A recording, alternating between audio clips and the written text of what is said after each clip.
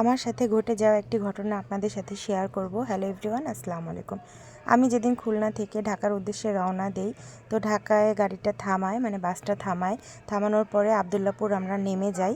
নামার পরে আমার সাথে একটি ঘটনা ঘটে গিয়েছিল। তো সেই দিন আবদুল্লাপুর নামার পরে আমরা রিক্সা নেওয়ার জন্য একটু হেঁটে যাচ্ছিলাম, ব্রিজের নিচ দিয়ে একটু হেঁটে যাচ্ছিলাম। তখনই ওয়ালিদ কিন্তু আমার কোলে ছিল। আর আমি যেহেতু বাহিরে গিয়েছিলাম অনেক দূরে, তো আমি তখন একটু বড় ব্যাগই ইউজ করি। বাচ্চাদের নানান জিনিসপত্র থাকে, তাই পার্স ব্যাগটা একটু বড় নেওয়ারই চেষ্টা করি। ব্যাগের ভিতরে অনেক জিনিস ক্যারি করতে হয়। তো বড় পার্স ব্যাগটার ভিতরে কিন্তু টাকার একটা ছোট পার্স ব্যাগ ছিল। পাশের চেনে আমার 2টা মোবাইল ছিল। তো আমার সেই ব্যাগটা কোনো ক্রমে পিছনের দিকে একটু সরে যায়, যেহেতু কোমর পর্যন্ত পড়েছিল ব্যাগটা পিছনের দিকে সরে যায়। সরে যাওয়াতে ব্যাগটার চেনটা খুলে ছোট পার্স ব্যাগটা উঠিয়ে নেওয়া হয়। আর পাশের চেনেই কিন্তু আমার 2টা মোবাইল ছিল। তো মোবাইল 2টা আলহামদুলিল্লাহ বেঁচে গিয়েছে।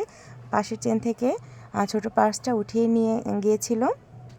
সেটাতেও আমি আলহামদুলিল্লাহ বলি, কারণ সেটার ভিতরে মাত্র 1000 টাকা ছিল, বেশি টাকা ছিল না।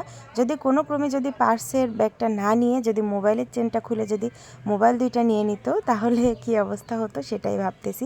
যাই হোক, আপনারা রাস্তাঘাটে চলার সময় সবাই অনেক সাবধানে চলাফেরা করবেন, চারিদিক খেয়াল করে দেখবেন। বর্তমানে কিন্তু চুরি ছিনতাই অনেক পরিমাণে বেড়ে গিয়েছে, সবাই সতর্ক থাকবেন।